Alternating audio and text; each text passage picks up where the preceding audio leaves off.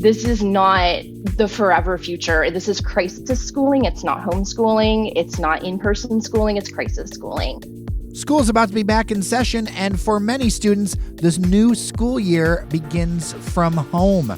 Between helping kids manage digital learning, balancing their own work from home demands, managing the household, and trying to keep sane, parents, frankly, are stressing out. So to help with all that, we speak with Karen Liska Evans. She's a longtime coach and attorney who's raising 2 young kids while working for a software development firm. She's got some advice to help folks make it through this with their kids. And Jer, I know it was a great discussion. She's got some great tips. I'm planning to listen to it again and take some close notes to share with my wife. But first, we'll update you on what to know around town. I'm Jer Stays. And I'm Sven Gustafson. Count me as a stressed out parent. Thank you for listening to your Daily Detroit. It's Tuesday, August 18th, 2020. Let's just do it to it, shall we? All right, here's a quick check-in on the coronavirus numbers in Michigan. Since we're posting this minutes after the latest ones come out, figured we'd share.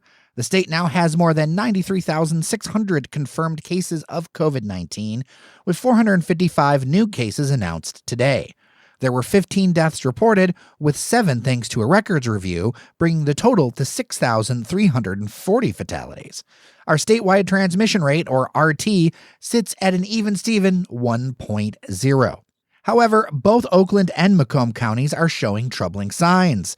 The Harvard Global Health Institute lists both counties as experiencing accelerated spread and have an orange warning level based on their cases per 100,000 residents over the last 7 days.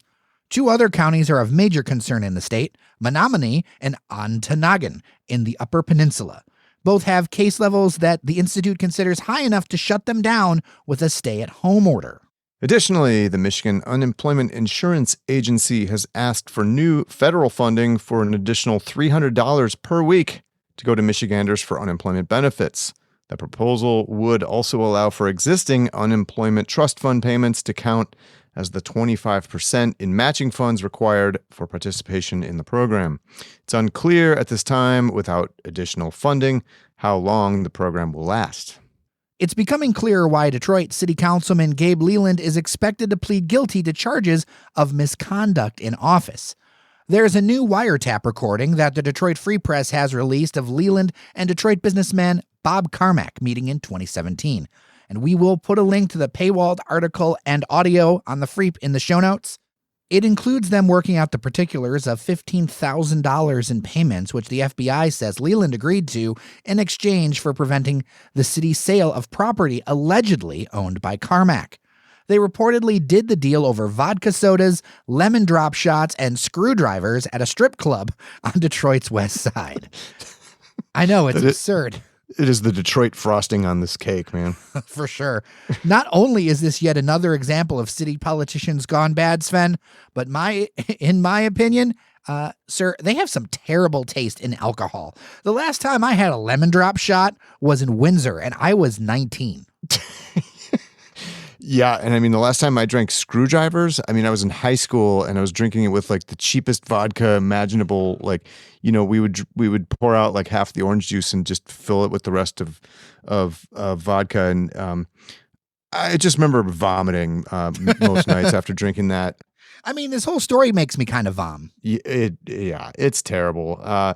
And look, in the interests of, promoting proper cocktail culture and good drinking, because we're always mindful of that here at Daily Detroit, we want to offer some suggestions to the embattled city councilman, Mr. Leland, for some better drinks he could try before he goes off to the clink. One, we actually put these to our team here at Daily Detroit. Engineer Randy suggested a Harvey Wallbanger, which is an interesting one. That one is, it stays with the orange juice of a screwdriver, but it normally I think it's vodka and Galliano, which is an Italian liqueur. My dad actually used to drink them with rum instead of vodka as well, which he liked. And I tried them. They're actually not too bad that way. But Devin O'Reilly, our man about town, also suggested, the venerable gin and tonic. You could do a vodka tonic if it sounds like these guys like vodka, so you could do that. Tom Collins, also an oldie but a goodie. That's a classic cocktail that, you just don't see very often anymore. And it's too bad because that's an old classic one and good for a reason. I would also, my 2 cents, I would recommend a Greyhound, which is you can do vodka or gin, and I prefer gin, with grapefruit juice. And then if you add a salted rim, you call it a salty dog. Well, those are all good suggestions, sir. I'll finish up this story by saying that the misconduct in office charge is a felony punishable by up to 5 years in prison and is in state court.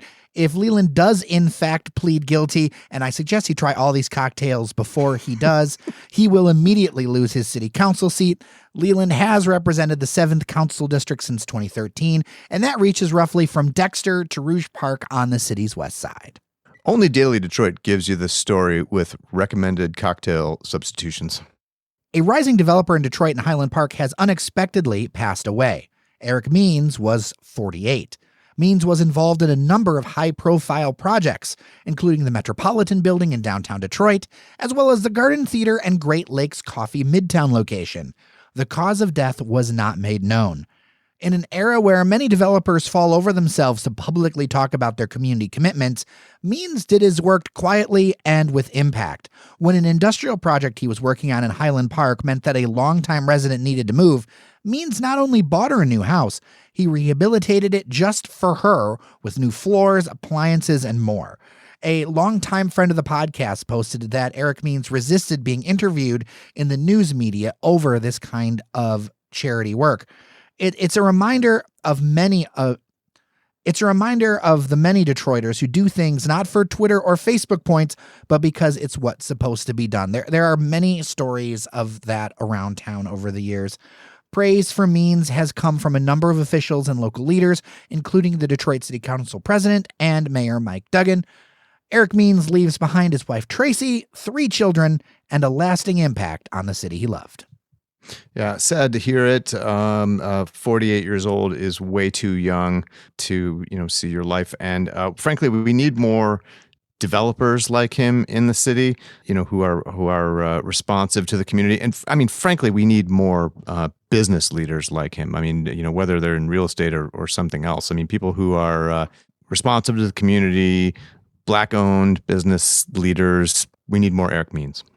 A number of listeners reached out to ask about the Hamtramck post office over the last few days, which appeared closed last week without notice except for a handwritten sign that said, quote, "system down," unquote. Rumors spread as to why, but we reached out to the United States Postal Service and got a prompt answer from their press department.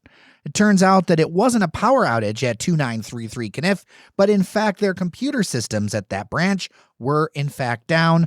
The office remained open for P.O. Box customers, and we are told it fully reopened this week.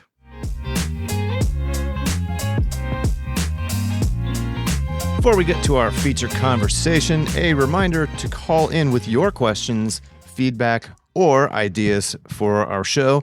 You can call us at 313-789-3211. That's 313-789-3211. Sven, their phones, that's still a thing? I'm told that we still possess the technological capability to make telephone calls. 2020. Well, and if you'd like to support us, a few bucks a month goes a long way in making this show possible. You all are pretty amazing. So remember to become a member at patreon.com/dailydetroit. I don't know if this school year is the most dreaded in some households in a long time. And it's not just the kids this time who are like, I don't know if I want to go back to school.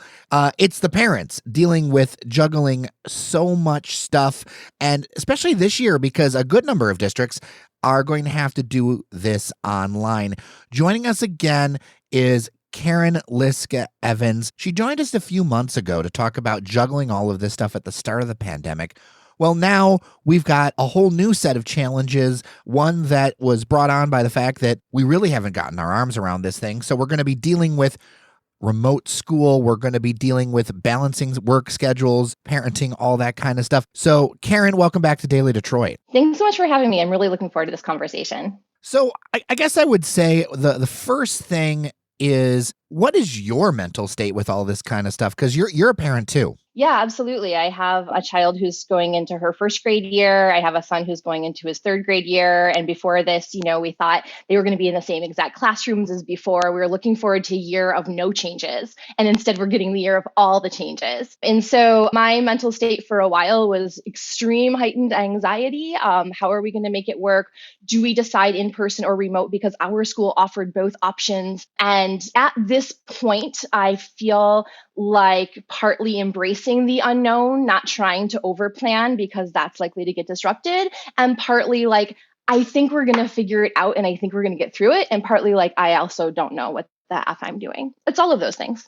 Yeah, I feel, this, it reminds me of years ago, I went on a canoe trip with some friends and we were on a river that had, it wasn't like a super gnarly whitewater river, but there were a few challenging sections with some sort of small whitewater, I'll call it, like a class 2, class 3, whatever.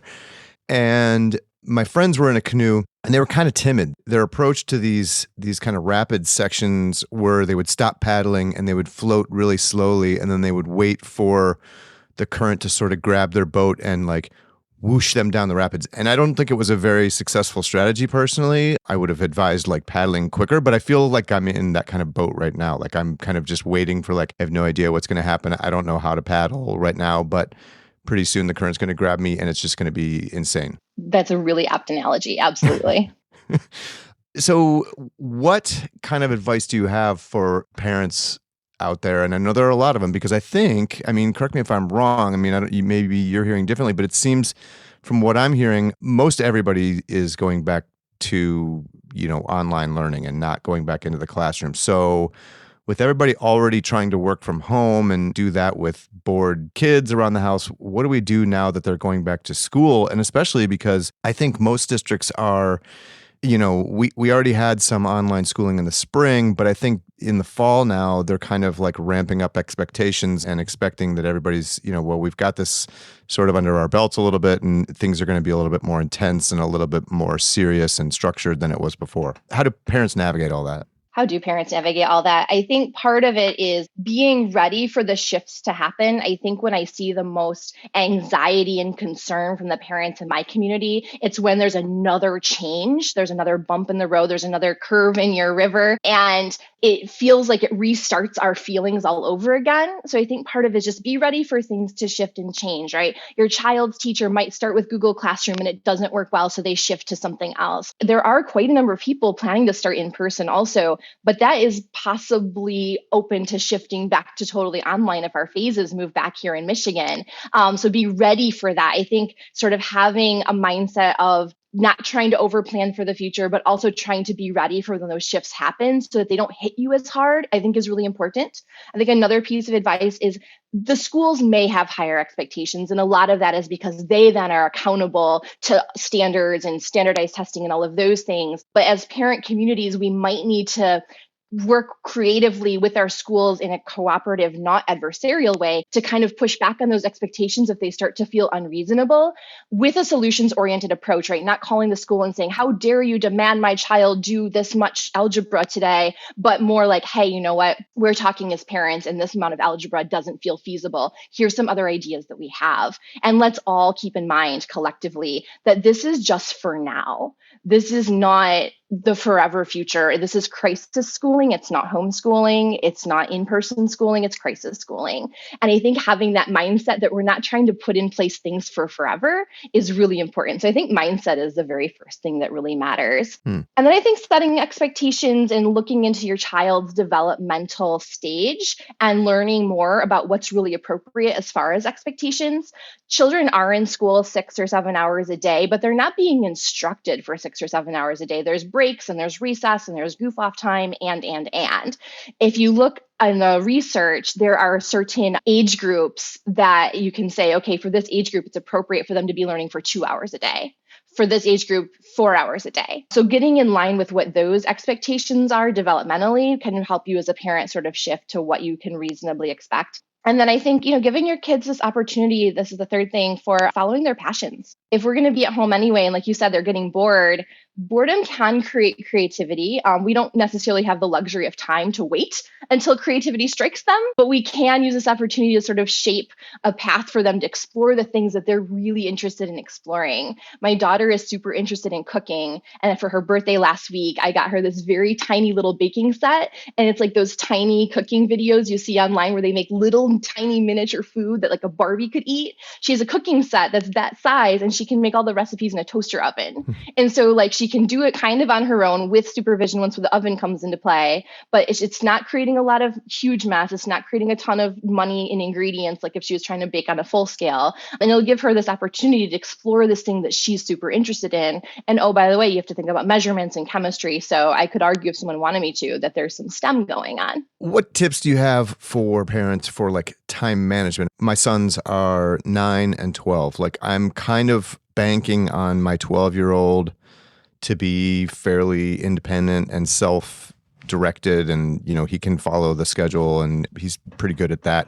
My 9-year-old, like, he's still young enough that like he can, and I mean, I'm sure, you're a parent of a first and second grader, so I'm sure you hear me, like they need some direction sometimes and they need you to literally grab them sometimes and go like they're veering off and like, here, pay attention. You're supposed to be doing this now. So what tips do you have for parents for like managing time? Because they're going to be doing all this, making sure that their kids are learning and probably filling in as a teacher in some ways. At the same time, they're trying to do their own jobs. That's a great question. I think when it comes to time management, two things come to mind. One is, so I work for a software company, right? And we have this thing called stand up where like every week or every day, depending on your team, you get together in a room and you're all standing and you just go around the room and kind of say, here's what I'm working on today, or here's what I'm working on this week. I implemented that in my family really early on in all of this. And it's been really helpful because I tell my kids like, hey, these are the meetings that I have today. And these are the times that I have them. And these are the ones where like you cannot be like sitting behind my back in my chair on my body. I need to really focus. And during those meetings, here's what I expect you'll get done. And so that's really helpful. I try to align their schoolwork time with my meeting times. So we're all doing things at the same time when we can. And then I think, again, setting expectations with them. We come from a Montessori school where children from the very age of kindergarten are taught to use a work plan. They have these little 5-year-olds walking around with like a little chart that says, here's the expectations for today. And you go off and you do the thing. And then you come to the teacher and you get it signed off on. And you're expected to get all of those things done before lunch. And so that format has worked really, really well too. So we do a work plan that has, right down to the summer, 2 workbook times plus some chore times. And it's really specific what I'm expecting. And so I think we're going to try to translate that into school. Here's when my meetings are. Here's when I expect you to get your work done. Here's when I'll be available if you're working on something that you can't quite figure out. And kind of having as much of a structure as possible that even if the structure could change day to day, at least everyone's on the same page about it every morning. That strikes me as a very mature way of interacting with kids. And it's something that you were mentioning, Montessori. I remember I've had family members that have been through Montessori, and it kind of reinforces this starting to teach self-responsibility, if you will, and calendaring and scheduling. I think about in my professional career, a mentor told me, your calendar will set you free. And I found that to be true. It's one of the reasons why I'm always like, when is the time for this? When is the time for that? And I wonder, does that seem like that's the case here? Yeah, absolutely. That's one of the reasons they implement this in Montessori, is because part of Montessori and a lot of other educational philosophies isn't just about academic instruction. It's also about sort of, what they call life skills, or what I call life skills. So having that opportunity in all of this to like give your kids a little bit more responsibility than they may even be used to. It could be a really great time for that challenge because you're there to support them. And I believe in every person and every family having a flow where you just sort of have, it doesn't have to be time bound, like at 9 o'clock we do this, but in the mornings, here's kind of how our morning flows and here's how our afternoon flows. And to the extent that you can take control of your own schedule and your own flow and have time where your energy is focused on work and time where your energy is focused on your kids, that's going to set everybody up the best as possible, especially if your work can sort of support you in having kid time and work time or in figuring out ways to intertwine the two. Good tips. What about like managing stress? Because it's going to be, it's going to be a thing that people or their parents are going to have to deal with. I'm listening to this and these are great ideas, but I'm like, man, I have a hard enough time just managing my own Mhm. schedule and everything. Jared will laugh, but the calendaring thing is not really my strong suit. Like, how can parents kind of like manage the stress of all this and not freak out? It's a really great question because I think mental health is at the core of all of this. I really advocate for, I know a lot of people use the word self care. It's not my favorite term. I think it's really co opted in a lot of ways. I like the term layering. I think we all need to spend time understanding like what sustains us as individual human beings so that we can then be ready for all of the bumps and the changes and the things where we're going to have to stretch ourselves a little bit. And so I think about layering because I think of this visual of if you were like out on the street and you were wearing like a bathing suit and someone came to you and they're like, I need something from you, or a car came by and sprayed slush on you, you wouldn't feel good. You wouldn't have anything to give that person. If car sprayed slush on you, you would be freezing and feel awful. But if you're wearing layers and layers and layers, you don't feel the slush when it hits you. If someone needs something, you have it to give them. And so I think that's what we need to be for our children and for ourselves to reduce that stress and to reduce the chance that we might have a freak out is to stay layered, is to do the little practices and little things that make us feel like, okay, I've got this. Oh, there was a bump in the road. That's okay. But if someone spills milk and you find yourself freaking out because someone spilled milk, you're probably not layered because spilling milk shouldn't have that impact on you. So whether it's seeing a therapist regularly, getting sleep, drinking water, listening to music for 20 minutes, like whatever little tiny practices you can put in place to layer yourself and to give your children that same skill because they're going to be stressed too.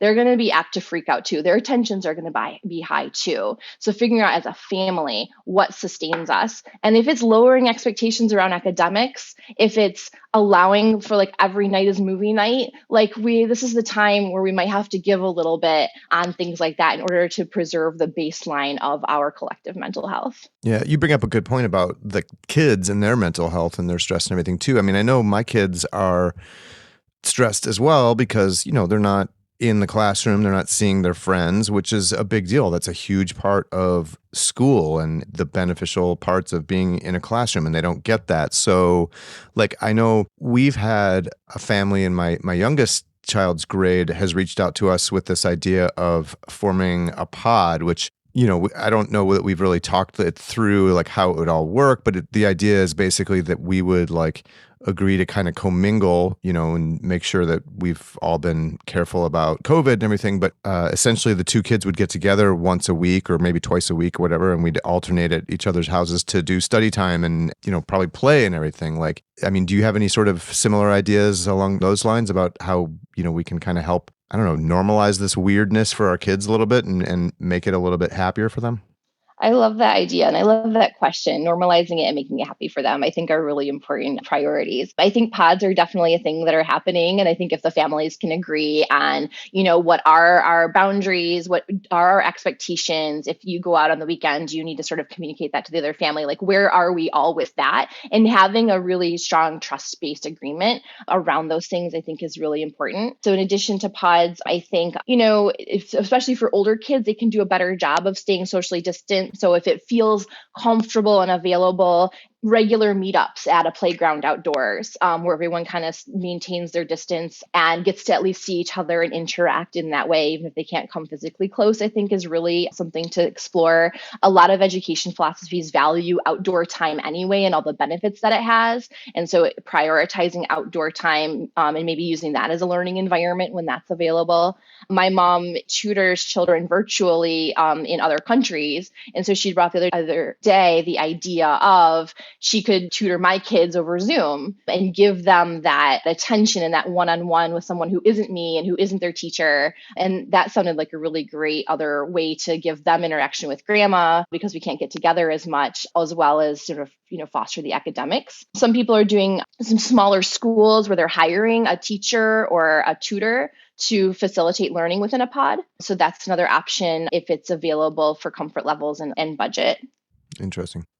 As a manager of a team with people, with parents, do you have any advice for that side? Not only like approaching bosses who, like, I know that here at Daily Detroit, we've had to reschedule a bunch of stuff to try to prepare for what's going on here.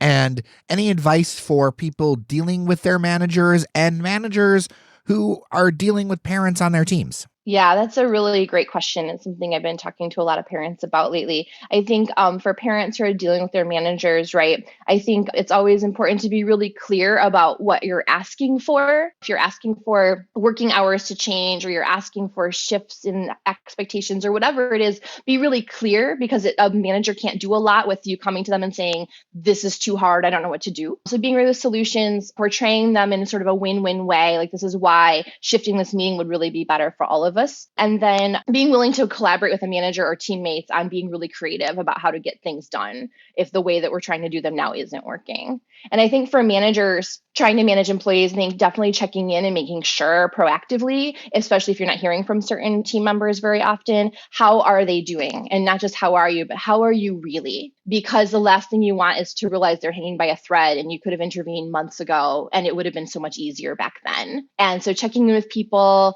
being open-minded to alternative ways of doing things. We all have to think outside of the box, to be cliche, for a lot of reasons right now. And companies are showing that it can work. So maybe be open to different working hours or different deliverables or different expectations. And then try to, foster ways for parents to interact with each other. If you're on a team or a bigger company where there are more than, a couple of parent employees there, give them the opportunity to connect with one another and share resources and share ideas and support. Because sometimes there's nothing that anyone can do to change the landscape, but sometimes it's just nice to know that someone is there and kind of gets it. The TLDR version of all this is that people who struggle with flexibility are really going to have a hard time, I think. Yeah, I think that's true. I think the people who internally struggle with flexibility, and then the jobs that just aren't right now lending themselves to flexibility, and the people with the fewest resources, I think those are where the biggest struggle points are going to be and where the most support is going to need to be directed. All right. Well, Karen Liska Evans, this has been a ton of information, but I think really good. Yeah, good stuff. Yeah, and I hope that listeners got a lot of value out of this. I know I did. Good. I'm so glad. If you guys need anything else, I'm literally always around because we're not allowed to go anywhere. So. Well, thank you so much for your time today, Karen. You can check out Karen Liska Evans on Instagram at Work at Home with Karen. She's also working on a book. We will put a link to both in the show notes.